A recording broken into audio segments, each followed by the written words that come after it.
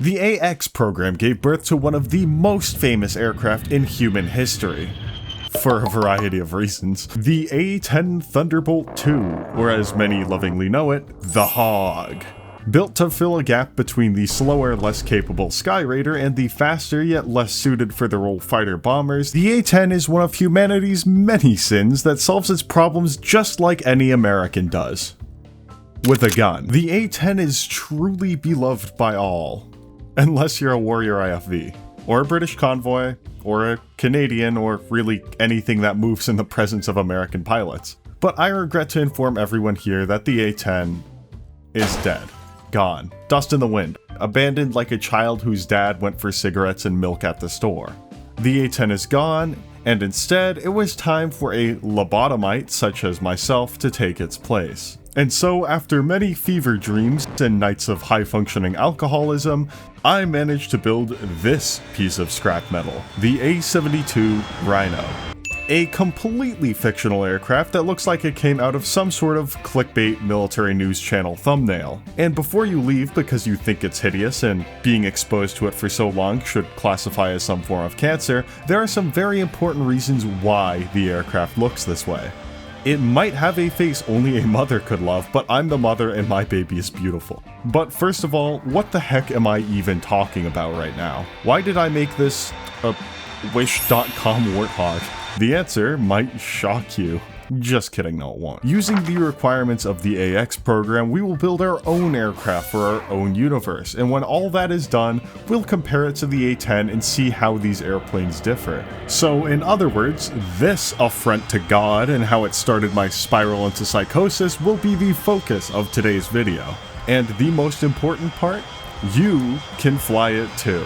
As long as you have this one incomplete flight simulator that's like really buggy and kind of just not a good flight simulator. I slaved over this 3D model to make sure that its flight dynamics and capabilities matched up exactly to how it would work in real life, because apparently I'm a masochist. At this point, I'm sure any reasonable person would have many questions. Why did I build it this way? What is the AX program? When was the last time you touched grass, Messier? And don't worry, we'll make sure to answer all of these in what might be the most convoluted way possible. So with introductions out of the way, let me show you guys what the A-10 could have looked like if the designers and contractors were just a little bit more mentally challenged and probably addicted to some sort of substance. The A-72 Rhino.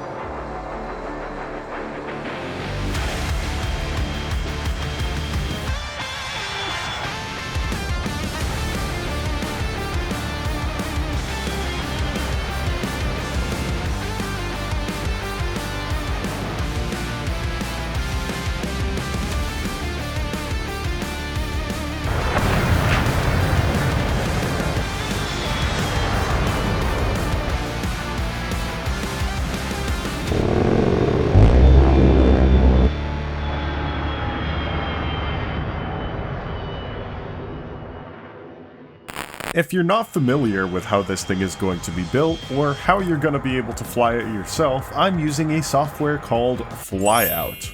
Imagine Blender, but for people who hate themselves. Flyout is a game for people who saw simple planes and said, how do we make this more difficult? Using custom vertex, quad, and loop editing, you can make a whole variety of abominations ranging from vaguely plane-like to other stuff. However, we do get one advantage from using the software, and it's the ability to make flight simulator fidelity models and fly them with mostly realistic physics. So after you spend your 3 billion hours building your favorite monstrosity, you can spend your time flying around in a traffic pattern until your head explodes. Other than that, you can commit to the smallest amount of combat ever in a game, at least until the AI update comes out. With a learning curve more akin to a learning 90-degree angle, making anything good in this game requires both 3D modeling and aerodynamics knowledge. Anyways, today, like every single one of my previous videos, we'll be using this software to develop our aircraft. So what exactly is the AX program? How did it lead to the A-10? Could they have possibly predicted that so many fat Americans on mobility scooters would love their aircraft?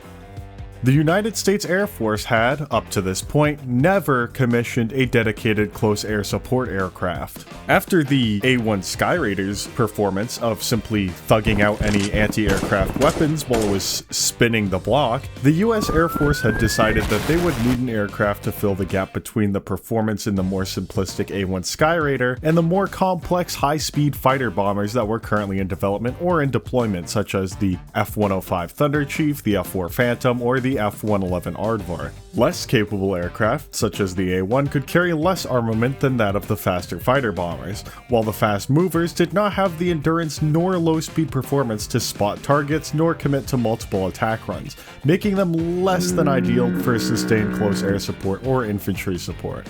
Turns out, trying to radio in an airstrike and your pilot says, "We out of gas, you're on your own," can actually be kind of bad. On top of that, the United States had learned at this point that resilient aircraft such as the P-47 Thunderbolt or Skyraider are actually really good at close air support. And so the AX program was born, building off the success of previous aircraft to produce a dedicated, low-cost attack jet.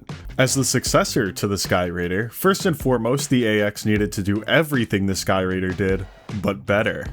That means 4 to 6 hours of endurance, 8,000 pounds of external munitions, and to fly at speeds at or exceeding 400 miles per hour. The AX, as discussed, needed to be prepared for close air support, which includes a whole variety of requirements. First, the AX must be at least somewhat maneuverable and boast a much lower turning radius when compared to a supersonic fighter aircraft, so that way you don't overshoot your target.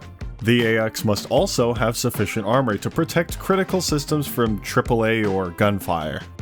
Needing to shrug off any incoming munitions and simply murder the target anyways brings a whole new angle to the popularity of the A-10. Essentially, the plane was designed to tactically aura farm their attack runs. Shooting a manpad or AA gun at a plane and only making it angrier is a level of psychological warfare only achievable by a few aircraft. And while it isn't exactly effective in equal adversary scenarios with dedicated AA, that's pretty darn scary for someone operating in uncontested airspace. That's not all, however. Besides filling the shoes of the Skyraider and having all these dedicated CAS requirements, the AX also needed to be inexpensive, operating at a much lower cost than a supersonic fighter aircraft. The AX also needed to be prepared to operate from semi-prepared airfields, meaning that the AX needed to take off and land in a much shorter distance than most aircraft, as well as be serviced or prepared for combat without all the facilities that would be required of the more costly fast movers. And finally, to truly maximize its air-to-ground and friendly fire potential, the AX needed to be fitted with this new GAU-8 cannon, which had been undergoing trials and development alongside the AX. So, for this project, we are going to steal all those requirements I just listed and use them for my own build. Now, like any good 3D modeling project, we start with 2D modeling. I frequently find myself rebuilding the aircraft 2 or 3 times if I just jump straight into it, so to give myself an idea or two, I started by making some pencil and paper sketches that took me no more than 10 minutes and a few crumpled sheets of paper. I used my superior drawing skills here to design 4 of the ugliest concept aircraft you have ever seen. Luckily, the point of these drawings wasn't to look good, but to find out what exactly worked. Due to the low takeoff speed requirements of the challenge, design 1 was originally supposed to be a turboprop, but this design quickly got scrapped due to the propellers limiting the amount of real estate under the wings. With the propellers blocking them, you have less space you can dedicate to all your fun subsystems like bombs, rockets, and guided munitions. After this realization, I had to scramble to find a few more methods to reduce takeoff distance. Ultimately, however, I settled on a sketch where the aircraft was to use externally blown flaps like the YC-14 or the AN-72 to generate extra lift during takeoff. While unorthodox in shape, this allowed me to vastly reduce the takeoff distance without having to worry about compromising any other components for the aircraft. It was perfect. I didn't really have to worry about max takeoff weight, design complexity, or accidentally convergently evolving back to the same shape as the A-10, all for the slight cost of reduced pilot visibility from 4 o'clock to 8 o'clock. However, looking out these windows and seeing a big old turbine like that brings me considerable joy. Joy I haven't felt since I last worked on my WB-57 replica. To boot, with this engine mounting position as opposed to beneath the wings, I don't have to worry as much about the engine sucking in dust and dirt and unfortunate service members who didn't clear the turbine inlets on startup. For an aircraft designed to take a hit and keep flying, the number one factor you have to worry about is redundancy and protection. That's two factors. And that redundancy starts with the very frame of the build. The first component I worried about was the wings. Despite this video coming out during Pride Month, the A-72 will be using straight wings for the best low-speed lift possible. The wings, by default, are not very structurally pleasing and require some additional thought in order to make them well protected. Primarily, this was in the spars. A traditional aircraft has two spars running down the wings, holding the wings shaped together with a variety of ribs and stringers. This is, of course, completely fine under any normal circumstance, but if the wing takes any amount of damage at all, it risks breaking apart entirely. If one single spar takes a shot or too much shrapnel, the entire wing will become structurally unstable, warping, fluttering, or even shearing off entirely. And in case nobody told you, having your wing shear off or your engine fail mid-flight is bad. Studies show that planes with their wings sheared off, engines failed, and pilots bailed out have a statistically lower rate of returning home than planes where none of that happened. I don't have a source, you're just gonna have to take my word for it. Solving the wing's structural issues requires a highly complex solution perhaps never thought of before. Adding a third wing spar. Initially, these structural weaknesses were explored while I was building a dive bomber for the UFB known as the GT-24 Cyclone. In this build, I displaced the landing gear to live in the pods and then gave it a tri-spar design all the way throughout the wing. These older design elements would be given new life inside the wings of the A-72 Rhino, but the redundancy does not stop there. Entire secondary control systems and electrical systems were implemented into the aircraft. This means if one system gets damaged, the aircraft would still be flyable, all for the slight cost of reduced fuel space and increased weight. This plane could be described as many things. Lightweight was not one of them. Although that doesn't stop us from having a lower wing loading than a fighter jet. Once again, glad I went with turbofans for this design. Speaking of those engines, they were also built with redundancy in mind. It was very important to me that the plane would be able to fly on only one engine with relative ease. This means that each engine put out not only enough thrust to fly, but also to climb with. To assist with low-speed lift as well as keep the maintainers' lives easy, the blown-over flaps were covered with corrosion-resistant thin titanium plating, not only to keep from constant repainting, but also to give a clear indicator as to where the airframe is going to be too hot to touch. Through some environmental storytelling, you can also tell that this guy clearly learned a valuable lesson about that, but we'll cover those engines a little bit better once we get the airframe completed. The flaps were designed to mechanize separately from each other so that if there was an engine outage, you could simply bypass the blown flaps causing asymmetric lift. So basically, every system inside this thing that could be made redundant was. For the things you can only have one of, such as the pilot, there was a more crude solution. Armor. The front pane of glass on the A-72 was 40mm thick and bulletproof, helping prevent any stray shrapnel from blowing the pilot's head smooth off. Underneath that, the actual compartment where the pilot sat was surrounded in armored plating, meaning that even in the event that the aircraft is totally critical from some sort of ballistic, it is very unlikely that the pilot will be harmed. All this, once again, inspires confidence to get close to the targets. You've probably heard of the titanium bathtub on the A-10 before.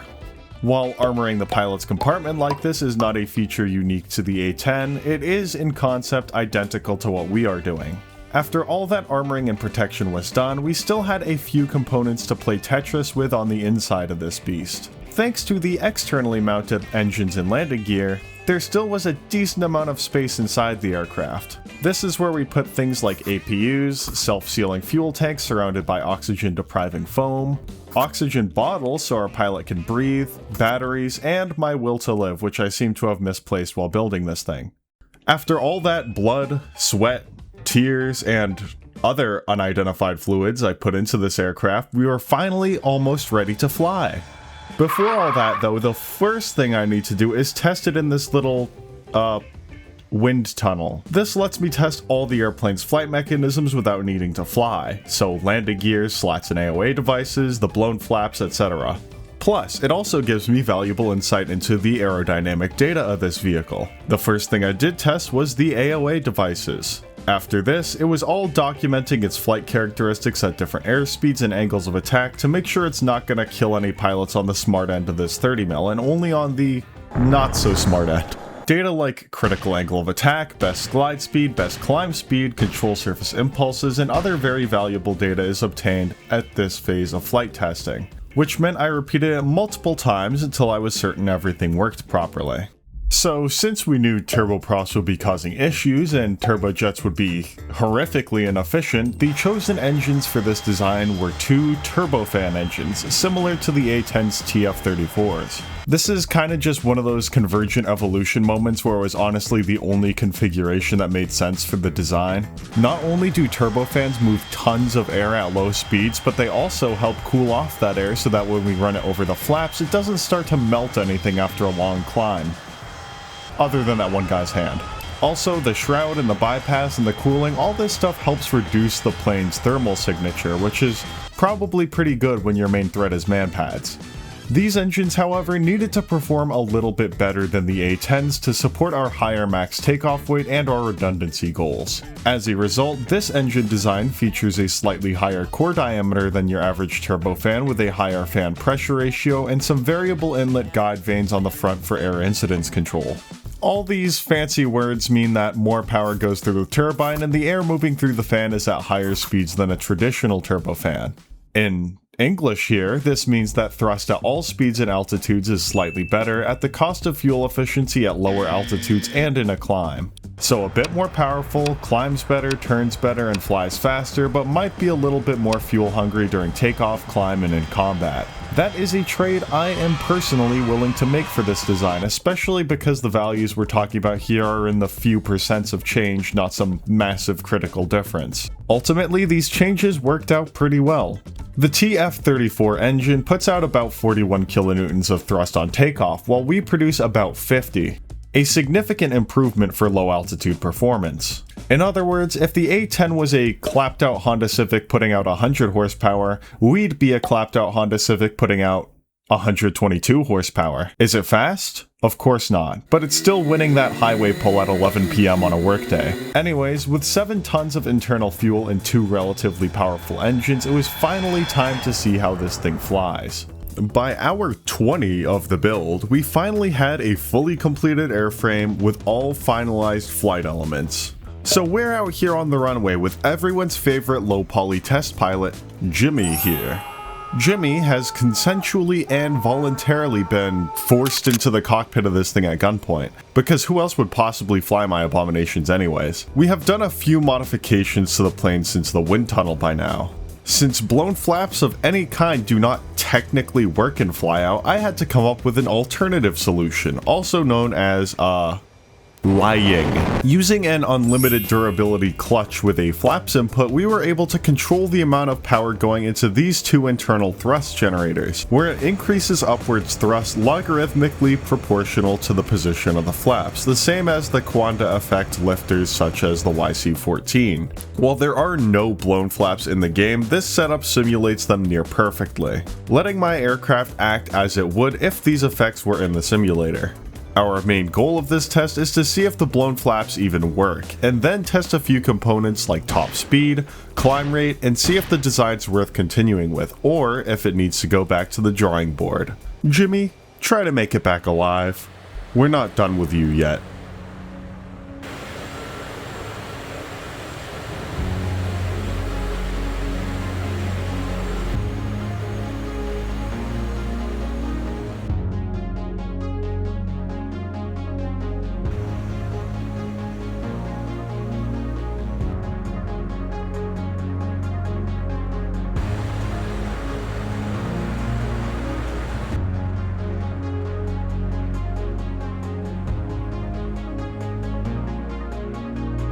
Alright. The actual test flight was a lot less cinematic looking than that, and also involved a lot more reckless and what appears to be intoxicated flying from Jimmy.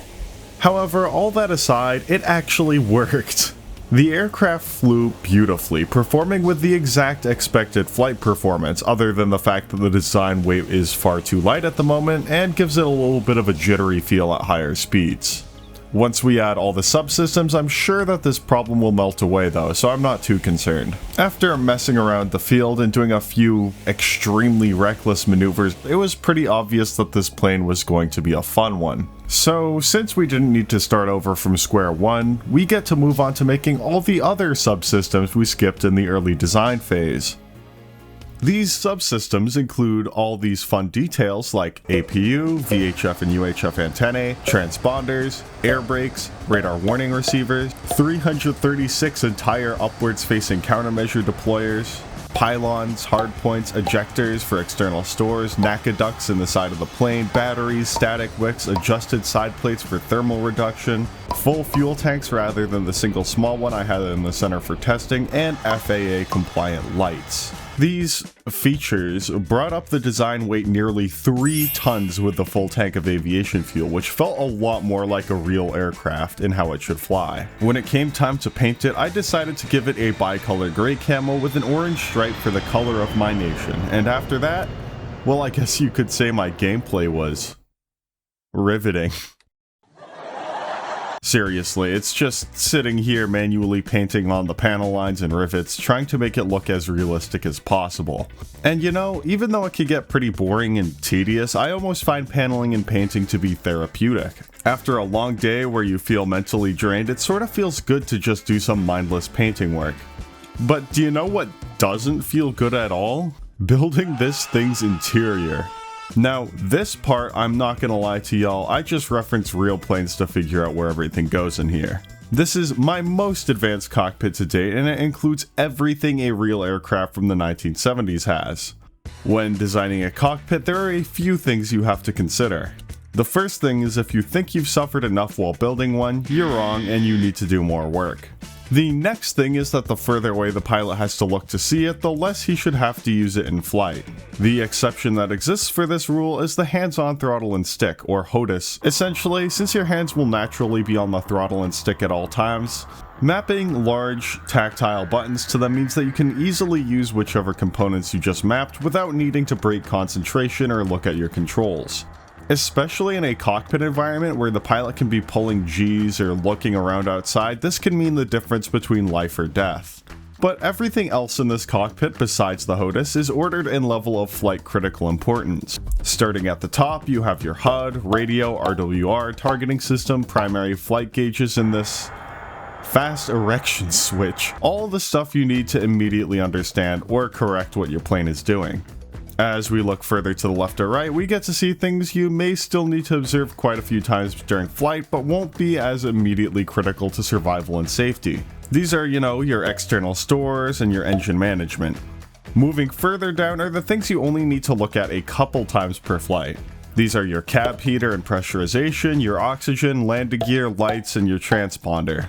And then finally, we move back to the things you may never look at throughout your entire flight, other than on startup checklist or shutdown procedure. Power to the gun camera and RWR, additional IFF wizardry, cockpit lights, your stall horn volume and frequency, MAW settings, circuit breakers, things like that. By hour 50 or so, the only thing I really had left to finish was the weapons. And this is where I remind you that this aircraft isn't just any combat aircraft. This plane is made for the glorious nation of the UFB. Named after Bo, this guy who spends all day next to me and cries if I leave him alone for more than 5 minutes. The United Federation of Bo is, simply put, the greatest nation in the universe. The UFB proves that war can actually be really awesome when you're always on the right side of history. The citizens can enjoy a sense of common purpose, technology, and a strong economy because of it. Frankly, war actually seems pretty awesome, especially when you're on the right side of history every time like we are. However, there are many enemies of the state who want to take our greatness for themselves. Whether it's obliterating insurgents in the jungle and mountains, or protecting our naval and Arctic airspaces against our sworn enemy, the PRH, In order to make good combat aircraft for the UFB, you need to be able to send it just about anywhere. As a result, this aircraft, as well as any other combat aircraft I make for these guys, needs to be capable of a whole variety of missions. Anti-insurgent, some level of equal adversary even if it implies air dominance, coastal defense, Arctic, jungle, mountains, desert. It basically needs to be able to fight everything everywhere to be considered good. So the gun that will be placed on this plane is the Primary Combat PC-32-4E. A quad-barreled 32mm rotary cannon capable of firing at up to 2,500 rounds per minute, turning just about anything in its wake into a pile of burning metal. As a result of its caliber and RPM, when compared to the GAU-8, this gun has a deeper, lower growl. To identify targets before engaging, the A-72 was equipped with a Primary Combat OTIDS, or Optical Target Identification System, because the military just loves pointless acronyms. The OTIDS is a variable zoom optical system displayed inside the cockpit by a screen on the right. The system can zoom up to 30 times and has a secondary night vision camera with 20 times zoom. While this system only features basic stabilization and doesn't have additional systems like a laser designator or target tracking system for moving vehicles, it does function as a way for all pilots to correctly identify targets before engaging or getting too close to them. Helps reduce potential friendly fire incidents, unneeded casualties, and also helps our pilots engage targets with confidence. The A-72 would be able to carry drop tanks, rocket pods, dumb bombs, IR-seeking air-to-air missiles, and these optically guided air-to-ground missiles. All time period appropriate weapons for the 70s. Unfortunately, due to all of the cockpit elements being individualized parts, as well as the limitations of the game itself, I could only mount a few of these guided munitions to the aircraft without it turning my computer into an actual incendiary bomb. We finally had everything. Complex aerodynamics, armor, structural components, weapons, these custom sounds I designed and then forgot to mention to make it sound like a real airplane, propaganda and fear-mongering to fund development. It was perfect, but still, it seems to be missing something.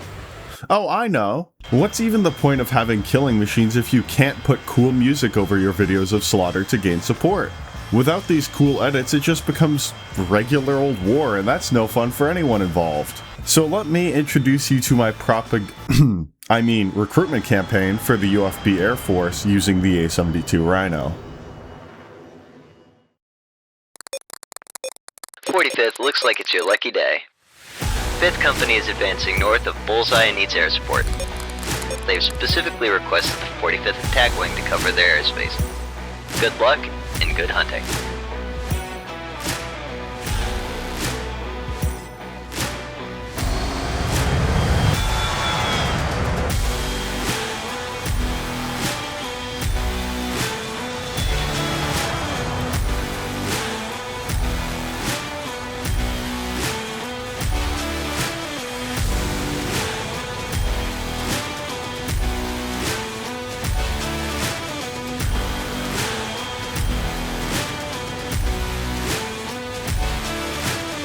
Alligators, 5th Company Forward Air. We've got 4 armored vehicles moving south through the valley 2 miles west of Bullseye. JTAC, 45th Attack Wing. Positive identification on hostile armor 2 west of Bullseye. Roger that, 45th. Weapons hot. Light them up. 45th, in from the east.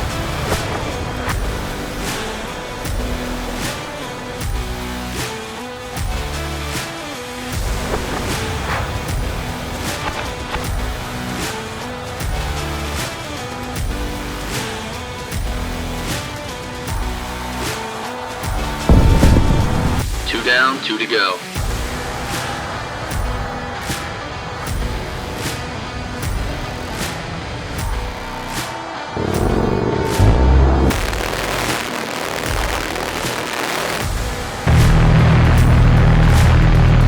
Good effect on target.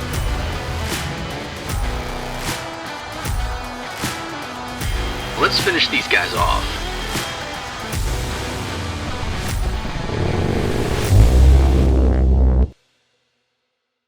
All hostile armor is no factor. Great work, 45th.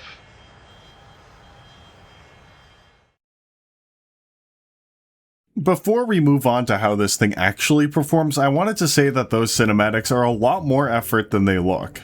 Everything has to be recorded live in-game. There is no replay editor or advanced systems for cinematography. The entire thing is literally just me finagling the camera and trying to make it look good. The fact that I dropped my bombs on target and got the flyby shot in one take, that was basically a miracle. And either way, I also wanted to say the two voice actors, Big Ham and Bill, will be linked in the description below if you're interested in checking out their content. Now that we have a complete airframe, armament, and recruitment campaign, it's finally time to answer the burning question that's been in the back of everyone's mind since the very beginning of the video. How does the A-72 stack up against the A-10? What differences exist between the two, and how does it affect their combat strategies and uses? Let's start by looking at flight performance. The A-72, as mentioned before, has a decent amount of power over the A-10. This is on account of its lower proportional fan diameter. As a result, the A-72 outclimbs, outspeeds, and outturns the A-10 by a small margin, all at the cost of higher fuel consumption. The A-72, when stacked side by side with the A-10, is slightly bigger. This helps the A-72 carry heavier weights than the A-10. The A-72's blown flaps also enable a higher maximum takeoff speed than the A-10. The OTID's targeting system in the nose helps the vehicle fly at night and adverse weather missions without requiring a targeting pod, helping maintain better situational awareness in our pilots than the A-10. But despite what I'm currently making it sound like, the plane isn't just better than the A-10 across the board. Just as in real life, everything has to have a trade-off. The primary trade-off between the two aircraft is cost. While I can't exactly calculate the precise cost here, the higher design complexity, larger size, and more fuel-hungry engines generally imply that just about everything about this plane is going to cost more than the A-10, whether it's to build, maintain, or operate. Furthermore, pilot visibility when compared to the A-10 is less due to the placement of the engines. Plus, despite the advancements in aerodynamics and speed, the A-72 was ultimately a very slightly lower loiter time than the A-10. While it cruises very efficiently, takeoff and maneuvering expends a lot of fuel, meaning that under almost any normal circumstance, the A-72 will have to return home earlier, even if only by a little bit. Now, the cool thing about these drawbacks and benefits is that they support our respective nations perfectly. As mentioned before, the UFB, the country operating these aircraft, is looking to use these things whenever they can, wherever they can. While the AX program listed a broad set of goals that we covered earlier, the otherwise unmentioned part of the program were left up to interpretation regarding the immediate desires of the boards or politicians who might be approving these sorts of aircraft. For my country and contract, where we are somehow involved in more conflicts than the US, if you can believe it, and we also don't care quite as much about funding, a design like this makes sense, where the plane can trade cost for versatility. It still checks all the boxes of the AX program, of course. It's agile at low speeds, rugged, armored, capable, mounts a big old gun, is way cheaper than a fighter bomber, and is able to take off in short distances on unprepared runways.